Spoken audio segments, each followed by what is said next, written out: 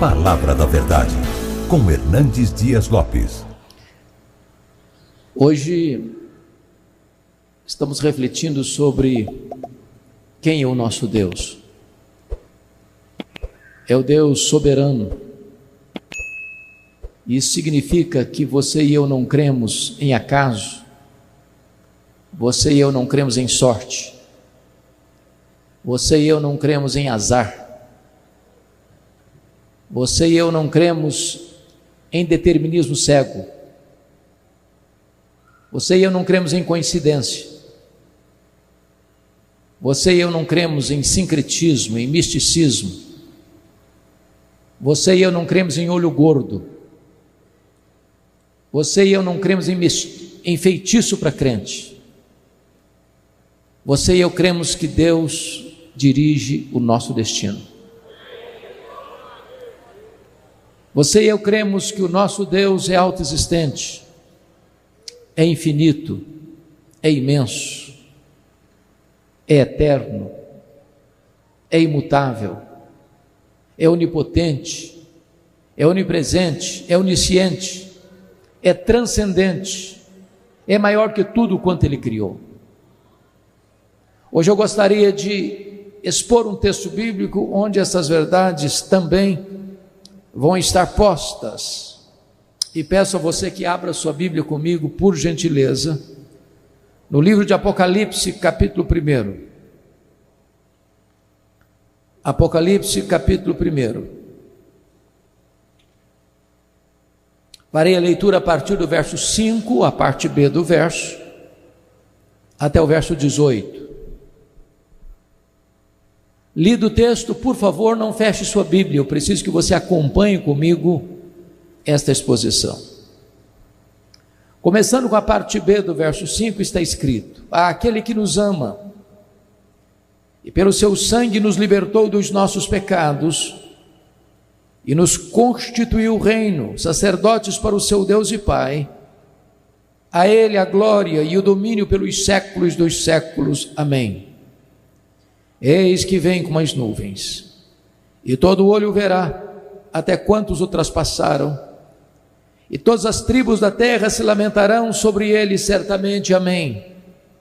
Eu sou o Alfa e o Ômega, diz o Senhor Deus, aquele que é, que era e que há de vir, o Todo-Poderoso. Eu, João, irmão vosso e companheiro na tribulação, no reino e na perseverança, em Jesus achei-me na ilha chamada Pátimos por causa da palavra de Deus e do testemunho de Jesus. Achei-me espírito no dia do Senhor e ouvi por detrás de mim grande voz como de trombeta dizendo: o que vês escreve em livro e manda às 7 igrejas: Éfeso, Esmirna, Pérgamo, Tiatira, Sardes, Filadélfia e Laodiceia. Voltei-me para ver quem falava comigo, e voltado vi 7 candeeiros de ouro, e no meio dos candeeiros um semelhante a filho de homem, com vestes talares e cingido à altura do peito com uma cinta de ouro. A sua cabeça e cabelos eram brancos como alva lã, como neve, os olhos como chama de fogo, os pés semelhante ao bronze polido, como que refinado numa fornalha, a voz como voz de muitas águas. Tinha na mão direita 7 estrelas, e da boca saía-lhe uma afiada espada de 2 gumes. O seu rosto brilhava como o sol na sua força. Quando o vi, caí a seus pés como morto. Porém ele pôs sobre mim a mão direita, dizendo: não temas, eu sou o primeiro e o último, e aquele que vive. Estive morto, mas eis que estou vivo pelos séculos dos séculos, e tenho as chaves da morte e do inferno. Amém.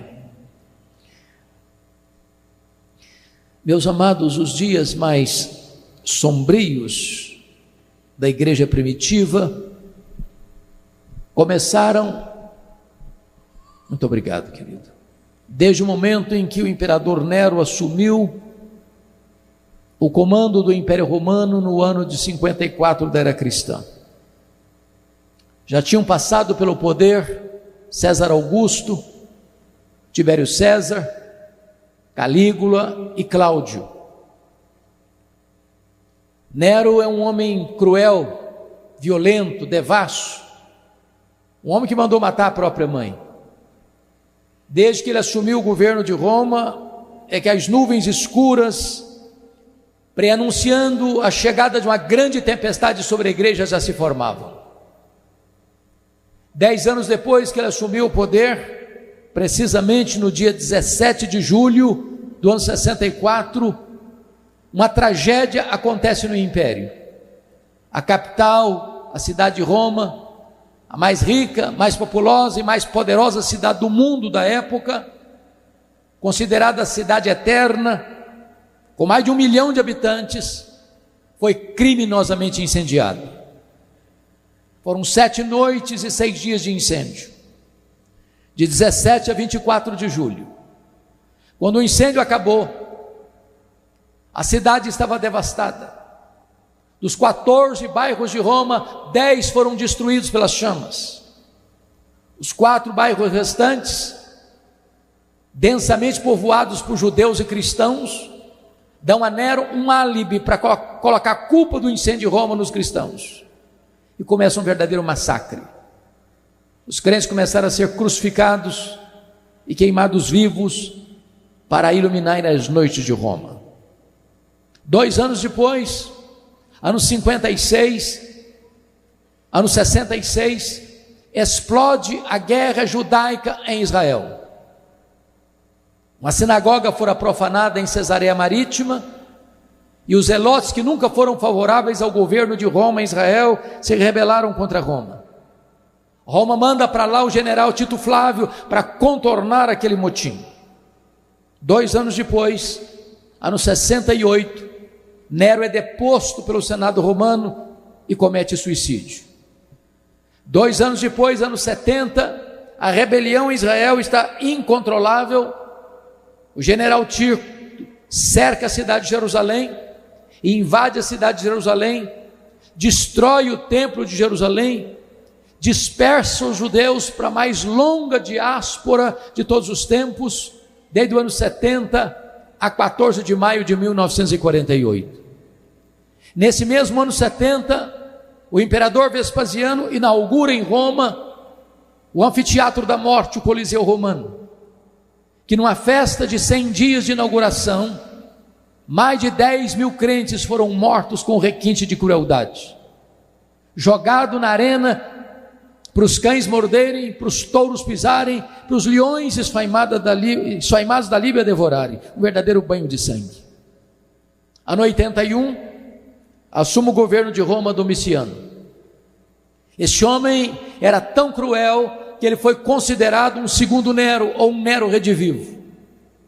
É o primeiro imperador na história a rogar para si o título de Senhor e Deus.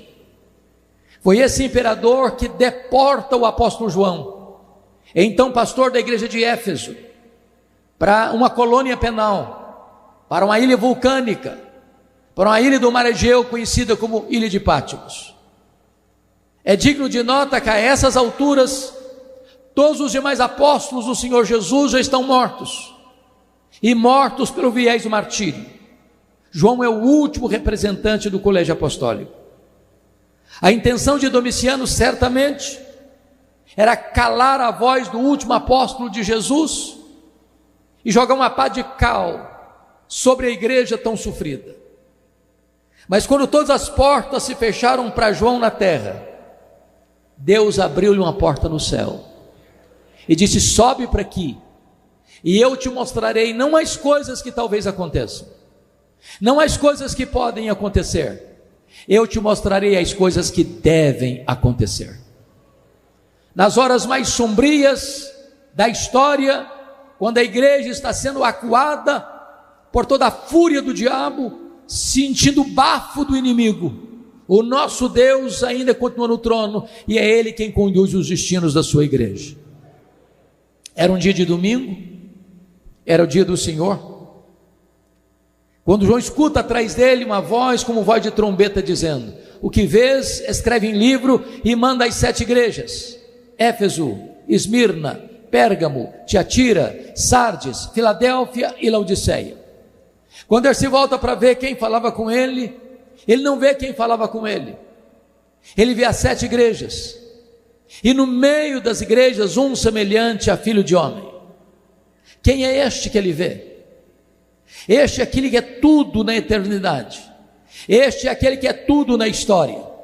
Este é aquele que é tudo na igreja. Este é aquele que é tudo no Antigo Testamento. Este é aquele que é tudo no Novo Testamento. Este é aquele que é tudo na terra. Este é aquele que é tudo no céu. Ele é o centro das Escrituras. Ele é a semente da mulher que nasceu para esmagar a cabeça da serpente. Ele é o descendente de Abraão, em quem todas as famílias da terra são abençoadas. Ele é o Cordeiro da Páscoa, cujo sangue vertido, colocado no batente das portas, libertou os primogênitos da morte no Egito. Ele é representado pela coluna de nuvem e pela coluna de fogo. Ele é representado pelo maná que caía do céu e pela água que brotava da rocha. Ele é representado pelo tabernáculo, é representado pela arca da aliança, ele é representado pelo templo, ele é representado pelas festas, ele é representado pelos sacrifícios, ele é representado pelo sábado. Tudo apontava para ele. Ele é a realidade de todas as coisas. Ele é o centro do Novo Testamento. Ele é o verbo que se fez carne. Ele é o Cordeiro de Deus que tira o pecado do mundo. Ele é o alfa, ele é o ômega, ele é o princípio, ele é o fim. Ele é o cabeça da igreja, ele é o fundamento da igreja, ele é o dono da igreja, ele é o edificador da igreja, ele é o protetor da igreja. Ele é o pão da vida, ele é a luz do mundo, ele é a porta das ovelhas, ele é o bom pastor, ele é a ressurreição e a vida, ele é o caminho, a verdade e a vida, ele é a videira verdadeira, ele é o Rei dos reis, ele é o Senhor dos senhores. Então eu gostaria hoje, à luz desse texto, trazer à nossa memória esclarecida 3 verdades. A primeira delas: quais são os atributos deste que nós chamamos do nosso grande Deus e Salvador Jesus Cristo? A segunda verdade que eu quero trazer à luz é a grandeza não só dos seus atributos, mas a grandeza da sua obra. E em terceiro lugar, gostaria de trazer à tona quais são as implicações práticas destas 2 verdades anteriores: quem Ele é e o que Ele fez. Com a Bíblia aberta comigo, vamos olhar em primeiro lugar, a primeira lição que podemos encontrar está no versículo 13. Quando ele se volta para ver quem falava com ele, ele vê os 7 candeeiros de ouro, as 7 igrejas, e no meio dos candeeiros e no meio das igrejas, um semelhante a filho de homem. E a primeira verdade a destacar, que o nosso Deus, o nosso glorioso Redentor, é onipresente. Preste atenção nisso. Ele está ao mesmo tempo na igreja de Éfeso, ao mesmo tempo na igreja de Esmirna, ao mesmo tempo na igreja de Pérgamo, ao mesmo tempo na igreja de Tiatira, ao mesmo tempo na igreja de Sardes, ao mesmo tempo na igreja de Filadélfia, ao mesmo tempo na igreja de Laodiceia, ao mesmo tempo na igreja Assembleia de Deus Fama, aqui em Goiânia, nesta noite. Ele está aqui entre nós, e é porque Ele está aqui entre nós nesta noite, é que nós estamos aqui. Porque se não tivéssemos a presença dEle aqui, esta reunião não passaria de um mero encontro religioso e nada mais. Mas Ele está presente, Ele está andando entre nós, Ele está andando entre nós para nos sondar, para nos conhecer, para nos corrigir, para nos exortar, para nos consolar, para nos fazer promessas. A segunda verdade que esse texto apresenta, observe comigo o verso 14: a sua cabeça e cabelos eram brancos como a alva lã, como neve. O que significa essa figura de linguagem? Significa que Ele é eterno. Ele não foi criado, Ele é o Criador. Ele não passou a existir, Ele é o Pai da eternidade. Ele pré-existe ao princípio, ao começo, à história, ao tempo. Ele está fora do tempo, Ele está dentro do tempo. Ele é transcendente, Ele é imanente.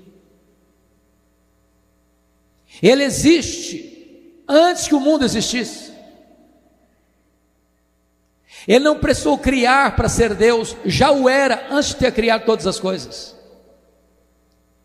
Ele não deriva glória da criação, porque antes de criar os céus e a terra, ele já era plenamente glorioso e plenamente satisfeito na relação intratrinitariana. Ele não precisou criar porque dependia de relacionamento, ele já era plenamente feliz antes que o mundo existisse. Ele é eterno, Ele é o Pai da eternidade, e por isso só Ele pode dar vida eterna. Terceiro lugar, veja comigo o verso 14, a parte B, quando diz: os olhos como chama de fogo. E o que essa imagem, o que essa figura representa? Representa que Ele é onisciente, Ele tudo sabe, Ele tudo vê, Ele a todo sonda. Não há nada que fique fora do alcance do seu conhecimento. Ele não é surpreendido, Ele não é tomado de surpresa, Ele não precisa lançar mão do plano B porque o plano A fracassou.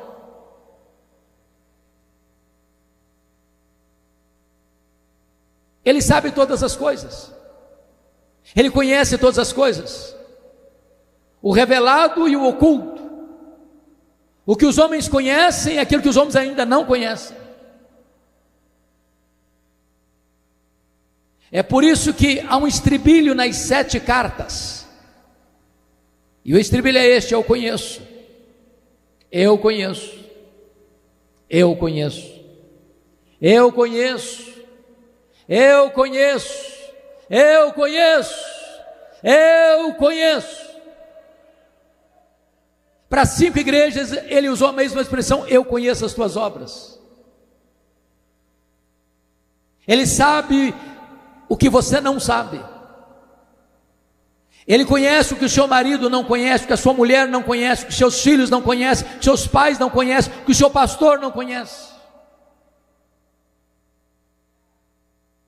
Ele conhece a tua tribulação e a tua pobreza, como diz Preguei de Esmirna.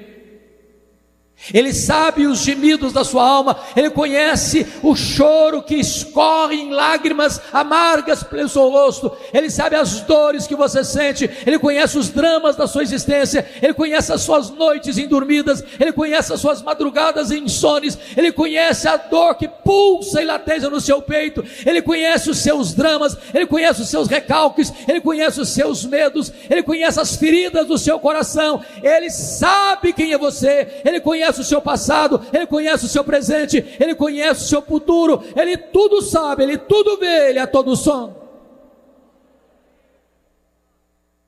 Ele conhece o lugar onde você habita, como diz Preguei de Pérgamo. Não há nada que possa ficar oculto daquele cujos olhos são como chamas de fogo. Ele é onisciente. Mas confira comigo, por favor, versículo 16.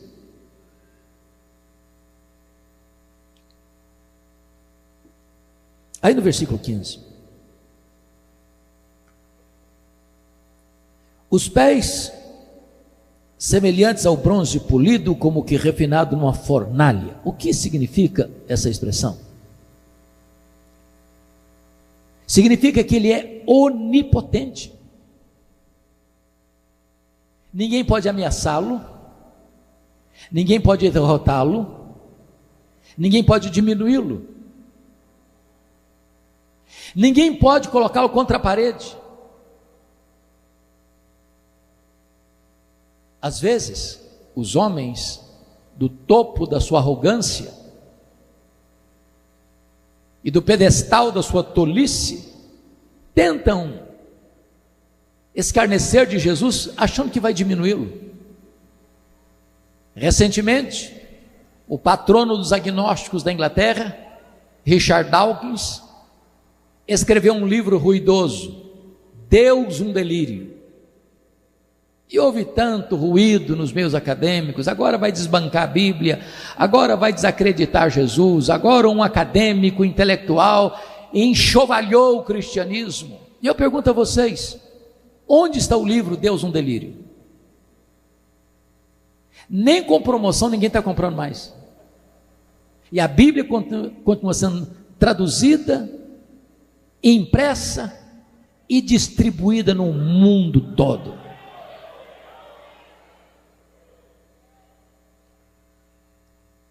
Na década de 70, os 4 cantores de Liverpool, os Beatles, através da voz de John Lennon, afirmou: nós hoje somos mais conhecidos e mais famosos do que Jesus Cristo. Logo depois ele foi assassinado, a banda dispersou, e só os fanáticos sabem de cor o nome dos 4 componentes da banda. E Jesus continuou no trono, sendo adorado por milhões e milhões e milhões e milhões e milhões de pessoas. O carnaval brasileiro, no ano de 2025, em muitos lugares no Brasil, fez apologia ao diabo, tentando com isso escarnecer de Jesus ou diminuí-lo. Lá em São Paulo, há alguns anos, numa dessas cenas, o diabo arrasta Jesus pelos cabelos rua fora, pensando com isso que vai aviltar Jesus ou desonrá-lo ou diminuí-lo. Sabe qual é a cena que eu vejo? É o Salmo 2. O Senhor lá em cima olhando e rindo,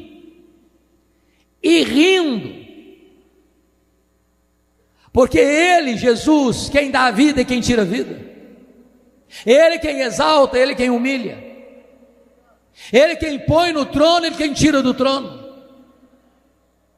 Ele quem tem as rédeas da história em suas mãos e conduz a história a uma consumação. Ele é o todo-poderoso Deus. Os seus pés são como de bronze polido, e Ele voltará em glória e vai colocar todos os seus inimigos debaixo dos seus pés. Ele vai lançar no lago do fogo o anticristo, o falso profeta, o diabo, a morte, o inferno e todos aqueles cujos nomes não estão escritos no livro da vida. E Ele continua pelos séculos dos séculos como o Rei dos reis e como o Senhor dos senhores. Ele é o todo-poderoso Deus.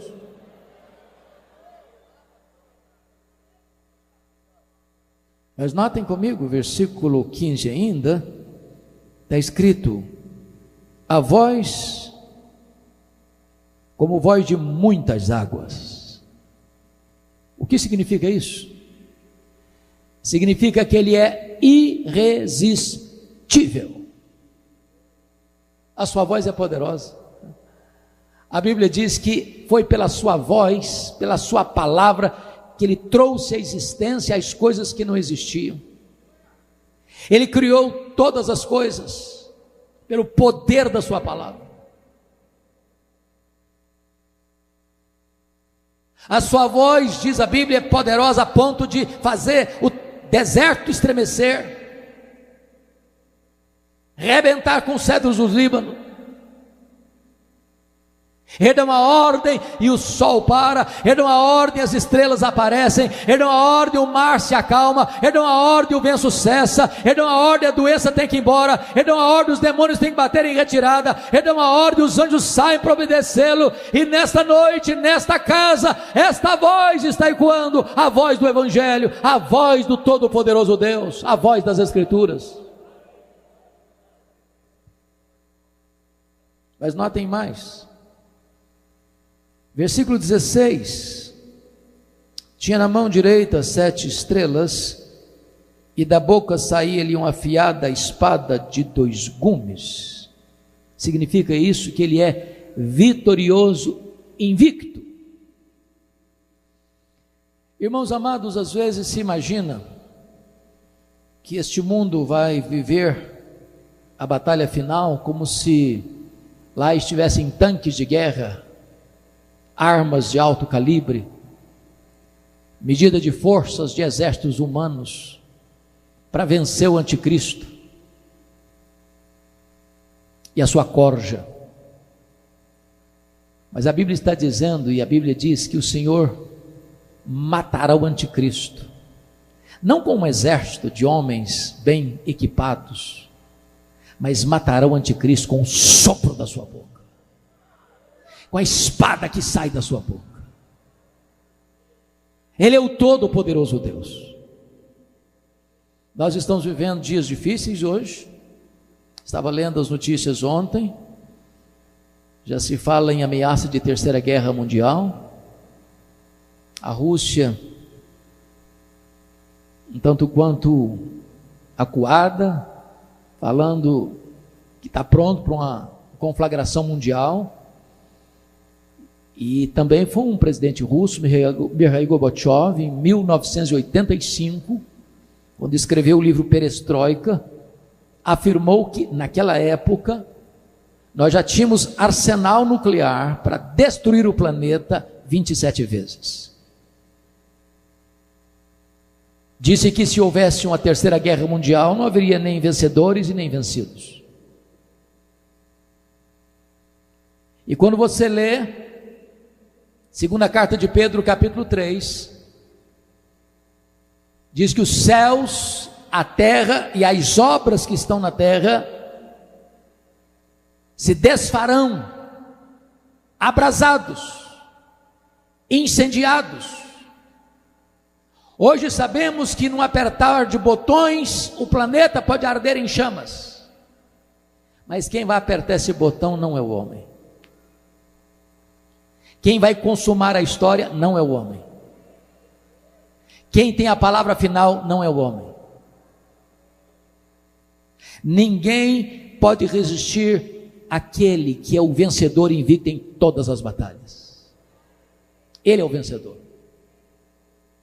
E a igreja de Deus não precisa temer, porque a Bíblia diz lá no texto de Pedro, que nós aguardamos novos céus e nova terra, nos quais habita a justiça, e nós estaremos com ele, e nós reinaremos com ele, e nós contemplaremos a face dele, e nós o serviremos para sempre, e sempre, e sempre, e sempre. Mas notem comigo mais, versículo 16, a parte B diz que o seu rosto brilhava como o sol na sua força. O nosso Cristo é glorioso. O Cristo que João está vendo aqui, irmãos, não é aquele Cristo suando sangue em lágrimas, prostrado no chão do Getsêmani. O Cristo que João está vendo aqui não é o Cristo cuspido e esbordoado do sinédrio judaico. O Cristo que João está vendo aqui não é o Cristo espancado e torturado do pretório romano. O Cristo que João está vendo aqui não é o Cristo que caminha trôpego pelas ruas apinhadas de Jerusalém, sob os apupos e vaias de uma multidão ensandecida. O Cristo que João está vendo aqui não é o Cristo pregado naquele leio maldito, suspenso entre a terra e os céus. O Cristo que João está vendo aqui é o Cristo glorioso, cuja cabeça e cabelos são brancos como a neve, cujos pés são como bronze polido, cujos olhos são como chama de fogo, cuja voz é como voz de muitas águas, e cujo rosto brilha como o sol no seu fulgor.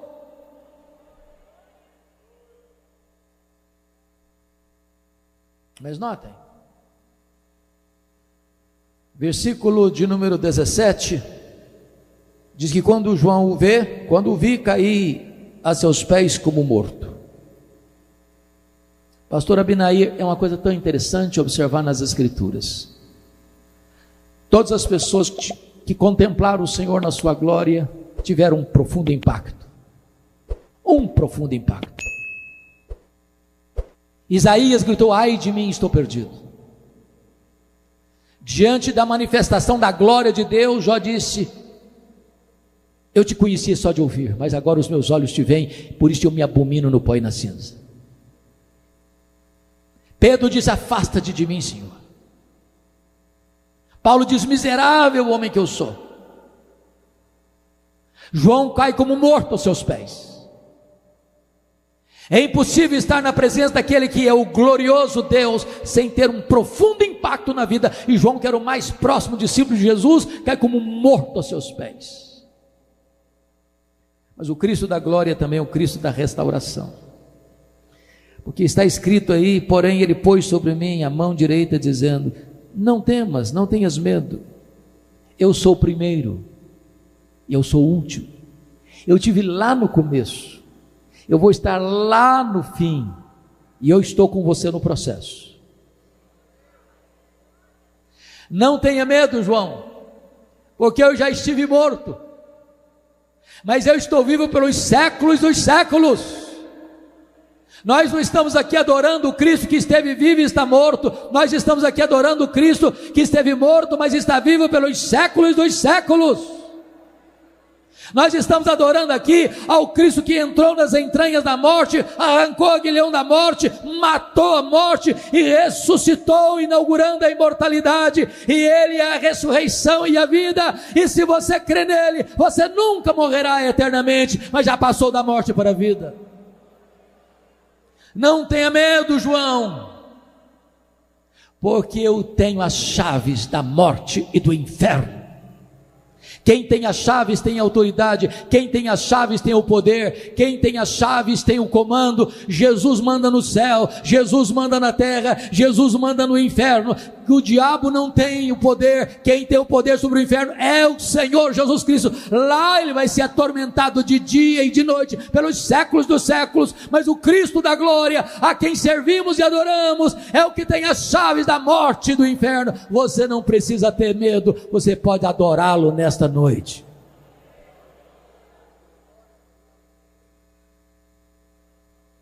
Pois bem, então o primeiro ponto da mensagem, vimos a glória da pessoa do nosso Redentor, os seus atributos. Segundo ponto dessa mensagem vai nos remeter agora às glórias incomparáveis da sua obra por nós. Observe comigo, por favor, o versículo 5. Aquele que nos ama. A primeira verdade que eu quero destacar é essa: Ele ama você. Eu vou repetir. Essa não é uma frase comum. E essa não é uma informação comum. Jesus ama você.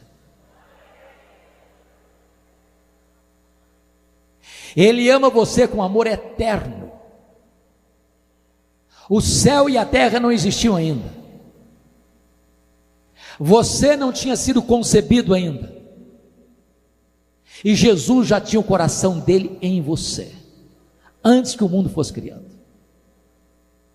Com amor eterno eu te amei, e com benignidade eu te atraí.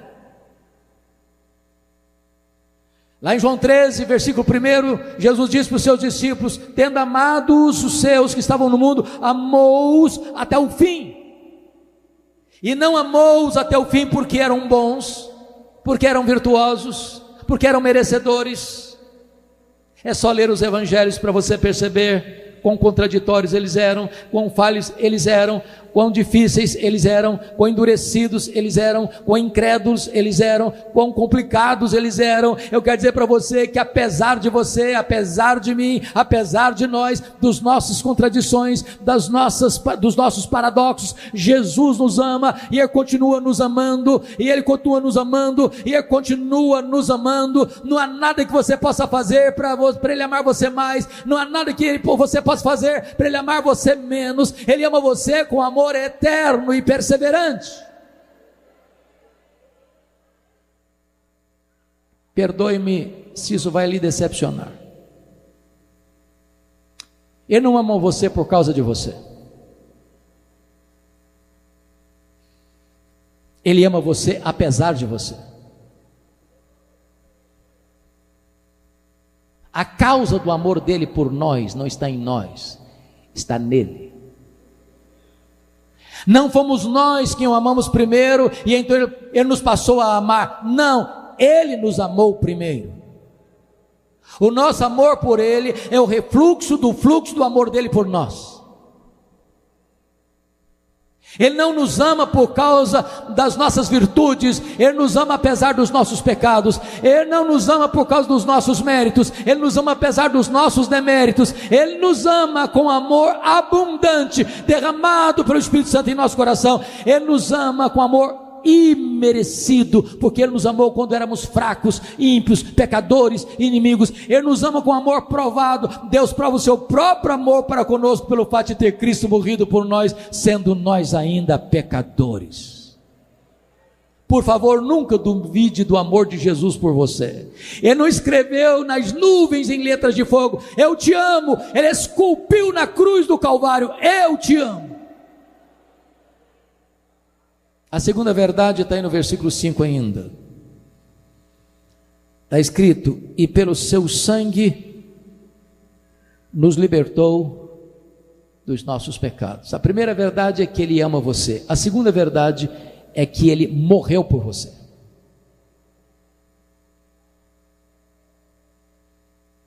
Vou repetir: Ele morreu por você.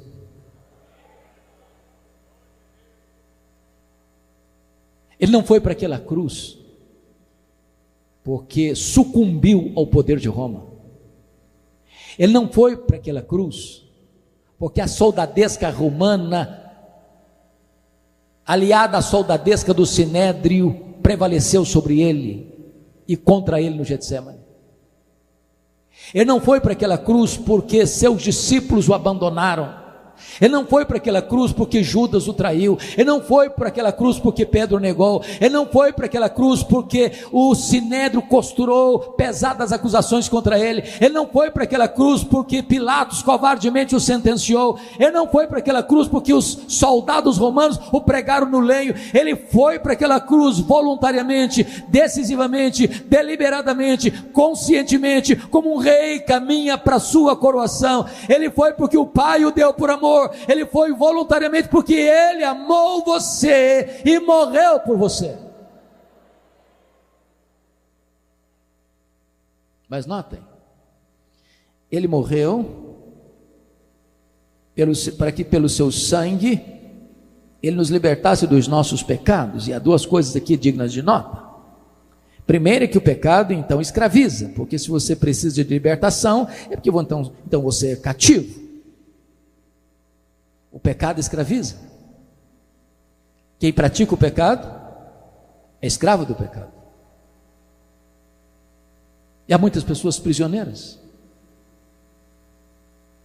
do seu pecado, dos seus vícios, das suas mazelas. E a segunda coisa é que esse texto está nos dizendo que nós então não podemos libertar a nós mesmos. Você não consegue mudar a sua própria vida. Na linguagem do profeta Jeremias, um leopardo não pode tirar suas manchas, nem um etíope mudar a cor da sua pele, nem você e eu podemos mudar o nosso próprio coração. Ou Jesus nos liberta ou ficaremos presos, cativos, numa masmorra existencial. Mas eu quero dizer para você nesta noite que Jesus está aqui e Ele é poderoso para libertar você. O sangue dele purifica você de todo o pecado. Nesta noite você pode sair daqui livre, perdoado, salvo, redimido pela graça de Deus e coberto pelo sangue de Jesus e liberto pelo sangue de Jesus. Ele morreu por você para libertar você dos seus pecados. Mas há uma terceira verdade nesse texto. Primeiro, Ele amou você. Segundo, Ele morreu por você. Terceiro, Ele exaltou você. Olha o verso 6 comigo. E nos constituiu o reino, sacerdotes para o seu Deus e Pai. Entendamos isso. Lá no Antigo Testamento, vocês bem sabem, nenhum sacerdote podia ser rei. Nenhum rei podia ser sacerdote.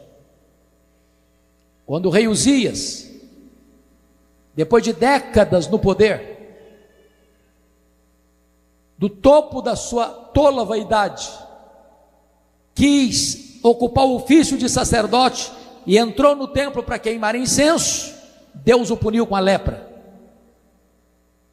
Porém agora Jesus ocupa o ofício de profeta, de sacerdote e de rei.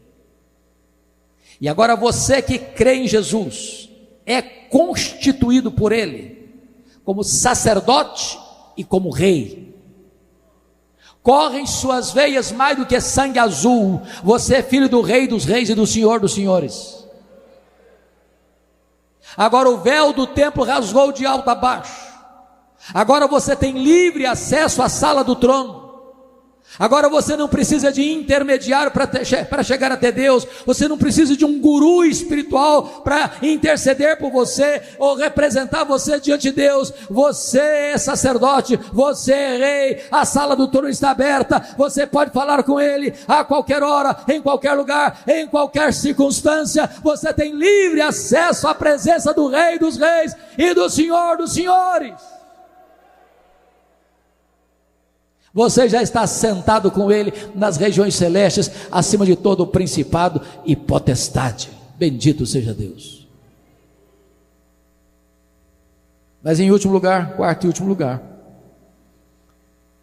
a gloriosa obra de Jesus. Ele amou você. Segundo lugar, Ele morreu por você. Em terceiro lugar, Ele exaltou você. Em quarto lugar, Ele voltará para você. Olha o versículo 7 comigo. Eis que vem com as nuvens, e todo olho verá, até quantos o traspassaram. Meus amados irmãos, a segunda vinda de Cristo é a acrópole da nossa esperança, é o pináculo da nossa fé, é o ponto culminante da nossa redenção. Jesus voltará.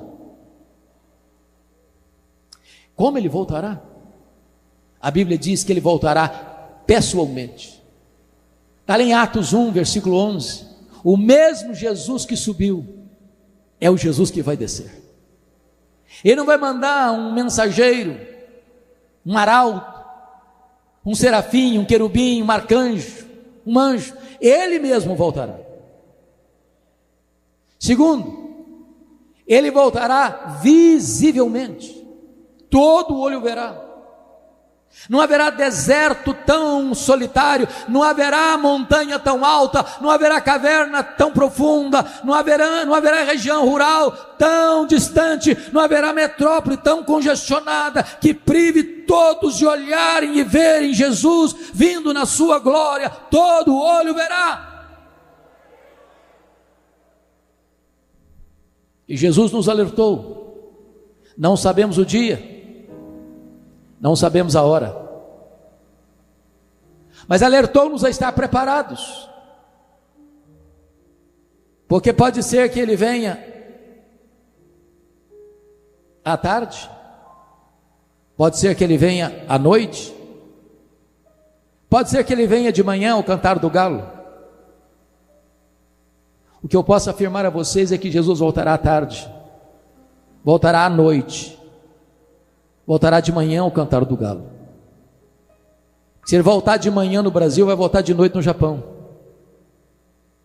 Se Ele voltar de manhã no Brasil, vai voltar de tarde na Europa. Diante dos fusos horários do mundo, Ele volta de manhã para uns, Ele volta de tarde para outros, Ele volta de noite para outros. Ele voltará e voltará visivelmente. Terceiro lugar, Ele voltará audivelmente.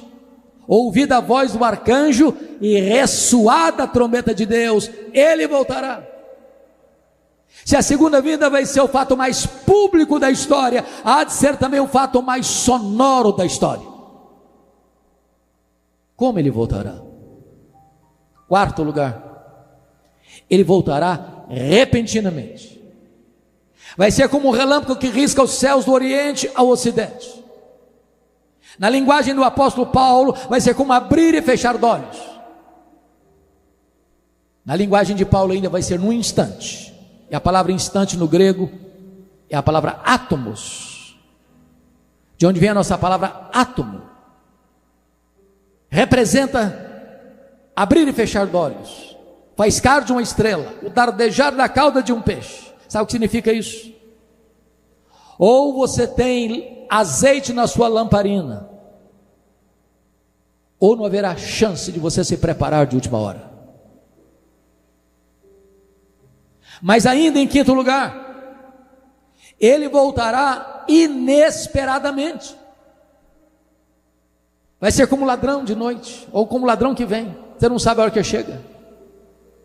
Nenhum ladrão manda um WhatsApp para a pessoa dizendo: tal dia, tal hora eu chego na sua casa, prepara uma pamonha ou um pão de queijo que eu estou chegando. Chega inesperadamente. E vai ser assim com Jesus. Em outras palavras, não vai ser um dia óbvio, vai ser um dia comum. Aliás, Jesus disse no sermão profético que vai ser como nos dias de Noé, onde as pessoas compravam e vendiam, casavam e davam-se em casamento. E eu pergunto a vocês: que pecado há em comprar e vender? Que pecado há em casar e dar-se em casamento? O que Jesus estava pontuando é que quando ele voltar, a vida vai estar correndo, a história vai estar acontecendo, o comércio vai estar aberto, a indústria vai estar funcionando, as famílias vão estar fazendo projetos de casamento, as pessoas vão estar aí no mercado comprando, vendendo, lucrando, ganhando, perdendo, o mundo vai estar girando normalmente. Você vai se levantar para levar filho para a escola, você vai se levantar para ir para o trabalho, você vai voltar trazendo filho de casa, você vai fazer uma viagem. É nessa conjuntura, é nessa movimentação, é nessa azáfama que Jesus vem.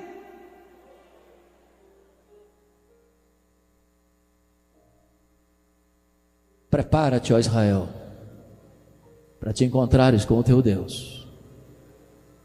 Como Jesus voltará? A Bíblia diz que ele voltará vitoriosamente, gloriosamente.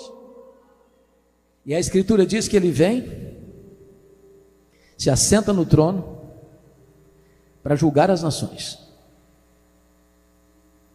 e vai colocar todos os seus inimigos debaixo dos seus pés, e lançar a eles o anticristo, o falso profeta, o diabo, a morte, o inferno, os réprobos, os ímpios, cujos nomes não estão escritos no livro da vida, no lago do fogo.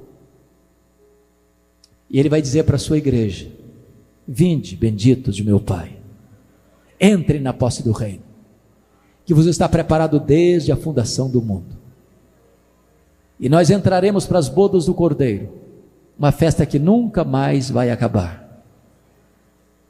Os nossos olhos vão ser limpos de toda lágrima, não vai ter pranto, nem dor, nem morte. As primeiras coisas já terão passado, e nós reinaremos com Ele para sempre, e sempre, e sempre. Pois bem, agora vamos ao último ponto da mensagem. Vimos as glórias da sua pessoa, as glórias da sua obra. Agora veremos quais são as implicações desses dois pontos anteriores. A primeira implicação é que então você não precisa ter medo da vida. Ele disse: eu estou vivo pelos séculos dos séculos. Tem muita gente, irmãos, com medo da vida. Tem muita gente com medo de viver. Tem muita gente jogando droga nas veias porque não suporta a vida. Tem muita gente se embriagando nos bares das esquinas das nossas ruas porque não suporta viver. Tem muita gente flertando com a morte. Tem muita gente pulando no abismo do suicídio porque não aguenta a vida. Mas se você crê que Jesus é o Filho de Deus, se você crê que Ele morreu pelos seus pecados, se você crê que Ele veio para dar vida a você e vida em abundância, você não precisa ter medo da vida. A vida é um dom de Deus, a vida é um privilégio, a vida é uma celebração. Viver é Cristo, porque Ele veio trazer vida em abundância e vida eterna. Segundo, então você não precisa ter medo da morte. Eis que eu estive morto, mas estou vivo pelos séculos dos séculos. Se a morte é o rei dos terrores, Jesus é o rei dos reis. Jesus matou a morte. Agora a morte não tem a última palavra. Agora o túmulo não é o nosso último endereço. Agora, para um crente, morrer é bem-aventurança. é deixar o corpo e habitar com o Senhor, é partir para estar com Cristo, o que é incomparavelmente melhor. Você não precisa ter medo da morte, porque Jesus já venceu a morte. Terceiro, você não precisa ter medo da vida, você não precisa ter medo da morte, você não precisa ter medo do desconhecido. Me permita explicar isso. Se você já nasceu de novo, se você é crente no Senhor Jesus, você sabe que o céu é o seu lar e a sua pátria. Porém, nós, embora tenhamos essa garantia, não sabemos o que vai nos acontecer amanhã. O pastor Abinair não tem a garantia de que os membros amados, reunidos aqui nesta noite, todos estarão num próximo culto desta igreja, vivos todos nós. Não sabemos disso, não enxergamos na curva, não vemos no escuro. Quando João foi deportado para aquela ilha vulcânica, para aquela colônia penal, o ambiente era muito sombrio. Quem o mandou para ali foi Domiciano. Mas quando ele vai interpretar as coisas do ponto de vista de Deus, ele diz: não foi não. Eu estou aqui por causa da palavra de Deus e do testemunho do Senhor Jesus. Eu estou aqui porque homens fecharam para mim as portas da terra, mas eu estou aqui porque Deus abriu para mim uma porta no céu. E quando ele olha, ele vê um trono, e quando ele vê alguém assentado no trono, e este alguém é o Todo-Poderoso Deus, Santo, Santo, Santo. E quando ele olha, esse Deus que está no trono tem um livro na sua mão, todo escrito por dentro e por fora, de todo selado com 7 selos, e ninguém foi encontrado digno para abrir esse livro, nem sequer olhar para ele, nem no céu, nem na terra, nem debaixo da terra. E diz a Bíblia que João chorava muito, até que escuta a voz de um ancião dizendo: não chores, João, eis que o leão da tribo de Judá, a raiz de Davi, venceu para abrir o livro e desatar os seus selos. E Jesus pega esse livro e desata os selos, e a história vai rompendo, e depois vem as 7 trombetas de Deus, e depois se levanta o quarteto do mal, o diabo, o anticristo, o falso profeta, a grande Babilônia. Então as taças da ira de Deus são derramadas, então o quarteto do mal cai em ordem inversa, cai a Babilônia, cai o anticristo, cai o falso profeta, cai o diabo, e então haverá novos céus e nova terra, onde habita a justiça. Eu não conheço o amanhã, mas Jesus está no amanhã, e Jesus está comigo, e eu estarei com Ele, e nós reinaremos com Ele para sempre, e sempre, e sempre. Mas finalmente, você não precisa ter medo da vida, você não precisa ter medo da morte, você não precisa ter medo do desconhecido, e finalmente, você não precisa ter medo da eternidade. Jesus disse: eu estou vivo pelos séculos dos séculos. Os milênios vão se rolar nas dobras do futuro, e nós estaremos lá, com um corpo semelhante à glória do Senhor Jesus, e Ele estará conosco. Ele será o nosso Deus, e nós seremos o seu povo, para sempre, e sempre, e sempre, por toda a eternidade. A este Jesus rendemos a honra, a glória e o louvor, por quem Ele é, por aquilo que Ele fez por nós, e pelas consequências de quem Ele é e do que Ele fez por nós. Não precisamos ter medo, nem da vida, nem da morte, nem do desconhecido, nem da eternidade. Eu quero orar com você nesta noite. Onde você está, por favor, curva sua fronte, feche os seus olhos.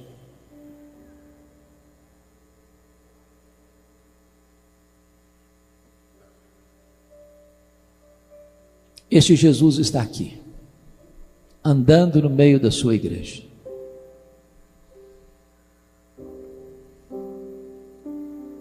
Ele conhece você, conhece o seu nome, Ele conhece a sua história. Conhece os seus deslizes, seus fracassos, seus pecados.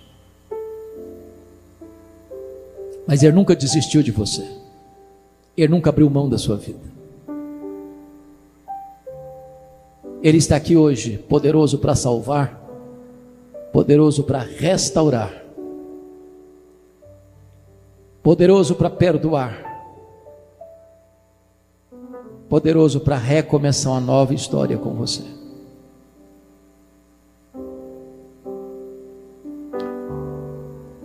Deus amado,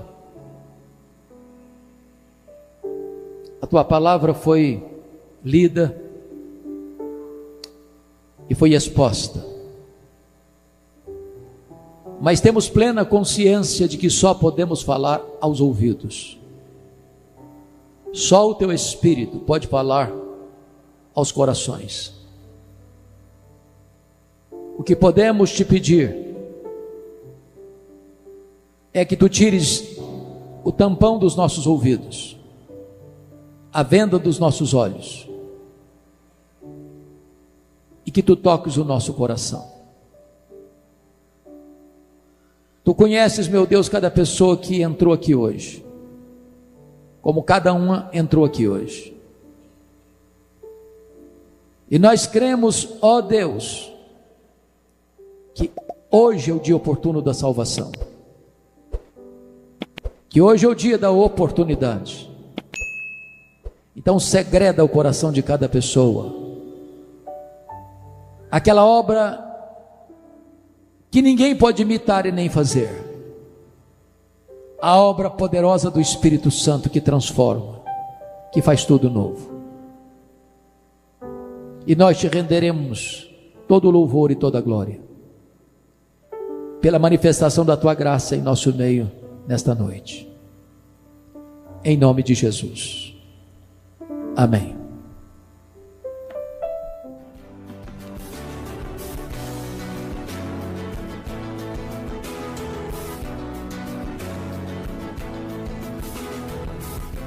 Palavra da Verdade, com Hernandes Dias Lopes.